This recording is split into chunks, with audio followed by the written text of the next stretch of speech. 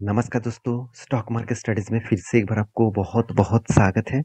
तो आज यहाँ पे मैं डिस्कशन करूँगा एक ऐसे कंपनीज़ के बारे में, जो देखा जाए तो एक गोल्ड लोन के ऊपर काम करने वाला कंपनीज़ है। तो देखा जाए तो एक एनबीएफसी है, नॉन बैंकिंग फाइनेंशियल कंपनीज़। तो इस एनबीएफसी के हिसाब से इस कंपनी का काम है गोल्ड लोन के ऊपर काम करना। मतलब गोल्ड रखकर आप लोन लेना चाहते हैं तो इंडिया के सबसे बड़ा गोल्ड लोन का बिजनेस करते हैं।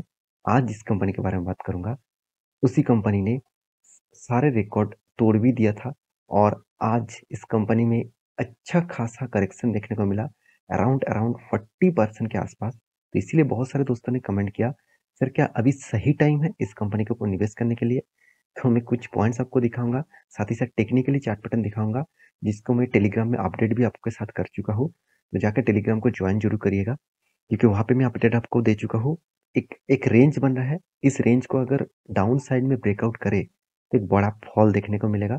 अगर उसको रिटेस्ट करे, वहाँ पे वॉल्यूम करके फिर से रीबैक करे, तो फिर से वो नया जर्नी दिखा सकते हैं। तो सब कुछ मैं यहाँ पे डिस्कशन करूंगा, तो वीडियो को लास्ट तक देखिए।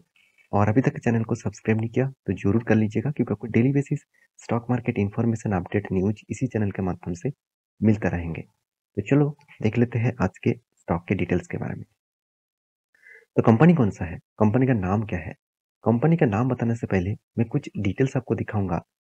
देखिए, share of organized gold loan market, India में जितने सारे गोल्ड लोन का मार्केट है वो कौन सा सेक्टर कितना गोल्ड लोन के ऊपर काम करते हैं, ध्यान से देखिएगा इस चीज को।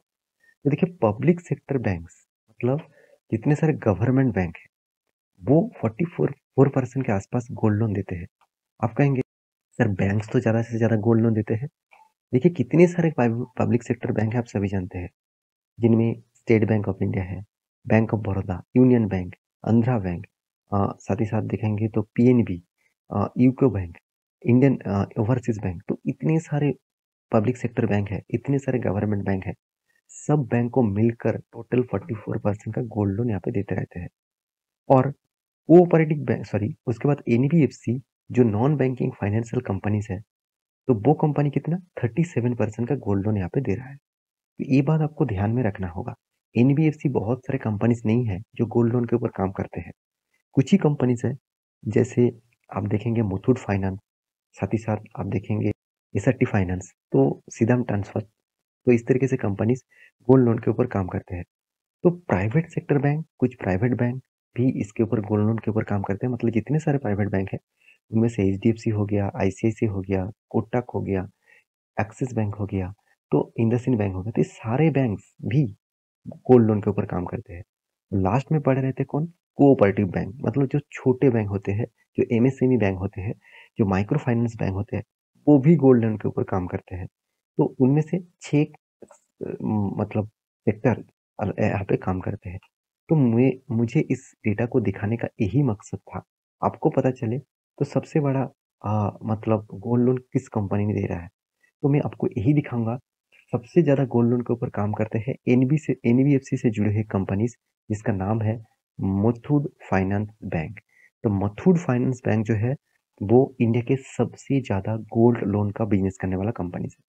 आप ध्यान से देखेंगे तो मुथूट फाइनेंस के ऊपर मैं एक वीडियो भी आपको बना के दिया था, और मैं आपको खुद यहाँ पे बताया था कि इस कंपनी का फ्यूचर का विजन क्या है। तो फिर भी अच्छा खासा गिरावट हुआ है। तो बहुत सारे दोस्तों ने कमेंट किया, सर क्या यही टाइम है इस कंपनी के ऊपर निवेश करने के लिए। तो चलो आपको मैं पूरा डिटेल्स यहाँ पे जानकारी दे देता हूँ।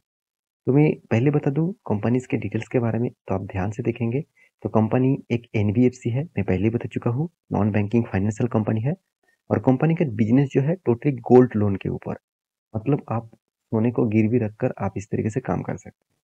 और ध्यान से देखेंगे तो फर्स्ट ग्रोइंग पीरियड्स के ऊपर कंपनी काम करते हैं। साथ ही साथ आप देखेंगे तो आप कंसिडरेशन पीरियड के हिसाब से देखा जाए तो कंपनी कौन सा पीरियड के अंदर कितना गोल्ड लोन यहाँ पे मार्केट किया है, आप देख सकते हैं। एईएम के हिसाब से कंपनी 17% से 12% तक यहाँ पे ग्रोथ किया है। ऑब्वियसली ये पुराना डेटा है, अभी तक डेटा अपडेट नहीं किया गया है, इसलिए उतना डेटा मैं नहीं दिखाऊंगा। सिर्फ जो डेटा मैं आपको दिखाऊंगा वो बहुत इंपॉर्टेंस है, वो है कंपनी का एनपीए। तो बहुत सारे लोग अभी भी जानते नहीं एनपीए क्या होते हैं। जितने सारे दोस्त मेरे वीडियो को कंटिन्यू देखते हैं उसको एनपीए के बारे में पता है, फिर भी मैं आपको बताता हूँ। एनपीए का मतलब होता है नॉन परफॉर्मिंग एसेट। इसका मतलब बैंक ने जितना लोन बांटा, मतलब गोल्ड लोन के हिसाब से जितना लोन बांटा, उस लोन के हिसाब से कितना पैसा बैंक के हाथ, सॉरी बैंक नहीं, यहाँ पे एनबीएफसी ने जितना लोन बांटा, मतलब मुथूट फाइनेंस ने जितना लोन बांटा, इतने लोन मार्केट से उठा नहीं पाया, उसी को बोला जाता है एनपीए। तो जो मतलब मान के चले आपने बिजनेस करने के लिए लोन लिया, मान के चलो मैं बिजनेस करने के लिए लोन लिया और वो लोन में चुका नहीं पाया क्योंकि मेरा बिजनेस डूब गया, तो वो बैंक के लिए क्या हो जाएगा, एनपीए हो जाएगा। तो ये देखना है कितना परसेंटेज है, ज्यादा परसेंटेज रहेगा तो बैंक के लिए और एनबीएफसी के लिए खतरा होने का। तो यहाँ पे ऑब्वियसली 1.3 है, ऑब्वियसली ज़्यादा है मेरे हिसाब से। तो हमेशा कहा जाता है कि 0.80 0.60 के नीचे हो तो अच्छा माना जाता है। तो फिर भी मैं कंसीडर करूंगा क्योंकि 1.30 मतलब कंसिडरेशन के एक दायरे में आते हैं। तो जियोग्राफिकली कंपनी देखा जाए तो company 49 outstanding gold loan sources है और वो भी साउथ इंडिया बेसिस, और ज़्यादा से ज़्यादा साउथ इंडिया बेसिस कंपनी काम करते हैं। नॉर्थ इंडिया में 23% और वेस्ट इंडिया में 19% एंड ईस्ट इंडिया में 9%। तो कंपनी देखा जाए तो ग्लो ऑल ओवर इंडिया में कौन से साइड में सबसे ज़्यादा बिजनेस करते हैं आप देख ही सकते हैं, 49% साउथ इंडिया बेसिस, क्योंकि मुथूट फाइनेंस जो है वो साउथ इंडियन बेसिस कंपनी है। तो ये चीज़ मैं आपको इसीलिए दिखा रहा हूँ क्योंकि कंपनी का जो एक स्ट्रेंथ है, वो स्ट्रेंथ के बारे में आपको पता होना चाहिए। अभी कंपनी का फाइनेंशियल डिटेल्स के बारे में बात करूँ तो कंपनी का मार्केट कैप 38,000 करोड़ है। अगर आप इसका कंपैरिजन देखें तो एनबीएफसी के अंदर इसका रैंकिंग बहुत नीचे होगा। अगर गोल्ड लोन सेक्शन के अंदर आप देखेंगे ना तो इस कंपनी नंबर 1 आपको दिखेगा। तो इस कंपनी का खासियत मुझे यही लगा, पी रेशियो एकदम रीजनेबल प्राइस में है, इसका मतलब वैल्यूएशन एकदम ठीक ठाक है। Return of equity, return of capital employed best level में है। और डेप्थ के बारे में बात करूँ तो ऑब्वियसली अच्छा खासा डेप्थ को कंपनी कंट्रोल में रखा, क्योंकि देखिए एक एनबीएफसी होने के नाते वो लोन लेकर ही काम करते हैं। उसका मतलब कंपनी का कर्जा ज्यादा होना चाहिए था, फिर भी यहाँ पे कर्जा कम है। ये सबसे बड़ा बेस्ट पॉइंट लगा मुझे इस कंपनी के ऊपर। इसका मतलब खुद का फंडिंग है, खुद का एसेट है, इस एसेट के माध्यम से कंपनी दूसरों को लोन बांट रहे हैं। तो यहाँ पे आप देख सकते हैं डेटोस टू डे। देखिए बहुत सारे लोगों को ये भी कंफ्यूजन होते हैं, सर गोल्ड मान के चलिए मैं मेरा खुद का गोल्ड मान के चलिए मैं 10 ग्राम गोल्ड में बैंक में रखा, सॉरी एनबीएफसी में रखा, और उसके हिसाब से मुझे लोन मिला, क्या वो गोल्ड लेकर वो दूसरों को बेचेंगे? ऐसे बिल्कुल भी नहीं। वो फंडिंग दूसरे जगह से उठाकर आपको लोन दिया है। अगर अपने फंडिंग नहीं मिटा पाए तो उस गोल्ड को वो बेचेंगे और वहां से वो फंडिंग खुद के पास रखेंगे दूसरों को लोन देने के लिए। इस तरीके से साइकिल चलते रहते थे, मतलब चलते रहते हैं। तो कंपनी का डिविडेंड यील्ड भी अच्छा है, सेल्स ग्रोथ प्रॉफिट ग्रोथ में थोड़ा सा नेगेटिविटी है, और पैग रेशियो बेस्ट लेवल में देखने को मिला। मार्केट कैप टू सेल्स बता रहा है कंपनी का वैल्यूएशन थोड़ा सा ज्यादा है। हाँ एक चीज मुझे यहाँ पे जो चीज देखने को मिला, मार्केट कैप 38,000 करोड़ है, कंपनी का एंटरप्राइजेस वैल्यूज 980 करोड़ के आसपास है। इसका मतलब कंपनी खुद के कंपनी के साथ साथ दूसरी कंपनी के ऊपर भी निवेश करके रखा, और वो भी डबल से भी ज्यादा। तो ये देखना है क्या उस अदर्स कंपनी के ऊपर कंपनी का इनकम हो रहा है। इनकम तो हो रहा है, पहले तो इनकम नहीं हो रहा था, उसके बाद देखिए अभी छोटा छोटा करके इनकम ग्रोथ हो रहा है। कंपनी का सेल्स ग्रोथ, प्रॉफिट ग्रोथ, सब कुछ बेस लेवल में देखने को मिलेगा।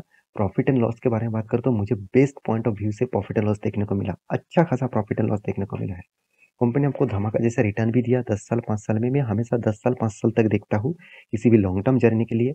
हाँ स्विंग ट्रेडर्स करता हूँ तो इसके लिए मैं ये सब चीज़ नहीं देखता हूँ, क्योंकि स्विंग ट्रेडिंग के लिए ये सब चीज़ देखना क्या जरूरी है। मुझे तो 1:3 रेशियो का टारगेट चाहिए, बस यही मुझे चाहिए और कुछ नहीं चाहिए। इस तरीके से मैं थिंकिंग लेकर मैं ट्रेडिंग करता हूँ। और हाँ इंट्राडे में 1:2 1:15 1:1.5 इस तरीके से टारगेट लेकर चलता हूँ। और स्विंग ट्रेडिंग के लिए 1:2 1:3 रेशियो का टारगेट लेकर चलता हूँ। अगर आप भी इस तरीके से टारगेट को फॉलो अप करना चाहते हैं तो नीचे टेलीग्राम का लिंक है, जाकर ज्वाइन कर सकते हैं। तो यहाँ पे कंपनी का देखिए सेल्स ग्रोथ प्रॉफिट ग्रोथ सब कुछ ठीक ठाक है। सिर्फ इस बार इस साल में थोड़ा सा वीकनेस देखने को मिला। ऐसे इस बात को देखकर आप कंपनी को खराब नहीं बोल सकते। कैश फ्लो भी देखिए नेगेटिव है, ऐसे आपको घबराने का चिंता करने का जरूरत नहीं। आप किसी भी एनबीएफसी को उठा के देख लेना, बजाज फाइनेंस इतना बड़ा कंपनी है, बजाज फिनसर्व इतना बड़ा कंपनी है, फिर भी उसका कैश फ्लो नेगेटिव दिखेगा, क्योंकि जिस कंपनी का साइकिल वाइज बिजनेस चलते रहते हैं, पैसा आने के बाद वो फिर से लोन देते हैं, तो उसका कभी भी कैश फ्लो पॉजिटिव नहीं रहेगा। वो साइकिल वाइज बिजनेस को चलाते रहते हैं। तो इन्वेस्टर के बारे में बात करूँ, देखिए प्रोमोटर के पास एफआईएस, डीआईएस, पब्लिक हर किसी ने इसके ऊपर निवेश करके रखा है। क्यों निवेश करके रखा? क्योंकि उसको पता है इस कंपनी में कितना स्ट्रेंथ है। इंस्टीट्यूशन देखिए, डीएस ने तो अच्छा खासा पर मतलब यहाँ पे इन्वेस्टमेंट इस बार बढ़ा दिया और एफआईएस ने भी बढ़ा दिया। तो पब्लिक के प्रोमोटर के पास भी वही हिस्सेदारी है, एक भी शेयर उन्होंने नहीं बेचा। तो मैं कहने का मतलब है कंपनी का जो चार्ट पैटर्न बन रहा है अच्छा खासा, कोविड के बाद एक तेजी देखने को मिला था, उसके बाद धीरे धीरे करके करेक्शन हुआ। इसी रेंज को बार बार वो रिटेस्ट कर रहा है। ये रेंज बहुत स्ट्रांग है और इस रेंज के प्राइस जो है अराउंड 960 के आसपास है। अगर इस रेंज के नीचे, अगर इस रेंज के नीचे मैं एक बार जूम करके आपको दिखा देता हूँ, इस रेंज के नीचे अगर कोई भी क्लोजिंग दे और उसके बाद अगर ब्रेकआउट हुआ तो सोचना नेक्स्ट लेवल 790 तक जरूर आएगा। क्योंकि यहाँ पे जब वॉल्यूम करके उसको ब्रेकआउट कर रहे हैं ना, तो एक हायर चांसेस होता है उसको फिर से गिरावट का माहौल जारी हो जाएगा। फिर से मैं आपको इसको टेलीग्राम में अपडेट दे दूंगा और कब कोई लेवल बन रहा है तो उसके भी अपडेट मैं आपको यहाँ पे देने वाला हूँ। तो ये लेवल बहुत स्ट्रांग है क्योंकि यहाँ से होल्ड करके बाउंस बैक किया है था। तो ये लेवल तक अगर आ जाए तो एक बहुत बड़ा रैली देखने को मिलेगा। तो इन्वेस्टर जितने सारे लोग इन्वेस्ट करके रखे हैं तो ऑब्वियसली इस कंपनी के ऊपर लॉन्ग टर्म जर्नी के लिए सोचिए। और एज ए नया इन्वेस्टर मैं जरूर कहूंगा, मौका तो है, इस मौके को फायदे के हिसाब से आप जरूर देख सकते हैं। थोड़ा सा होल्ड करिए, यहाँ पे थोड़ा सा गिरावट का माहौल और भी देखने को मिल सकता है। तो थोड़ा सा इसके ऊपर स्टडी करके रहिए और टेलीग्राम को ज्वाइन करके रखिए। जब इसका कोई ब्रेकआउट लेवल, ब्रेकडाउन लेवल मिलता है तो मैं आपको जरूर अपडेट दे दूंगा। तो मेरे वीडियो कैसा लगा जरूर कमेंट करना। इसी तरीके से कंटिन्यूसली वीडियो पाने के लिए चैनल को सब्सक्राइब भी करना। मिलते हैं नेक्स्ट वीडियो में, तब तक के लिए अच्छे से रहिए, अपने ख्याल रखिए। Bye bye.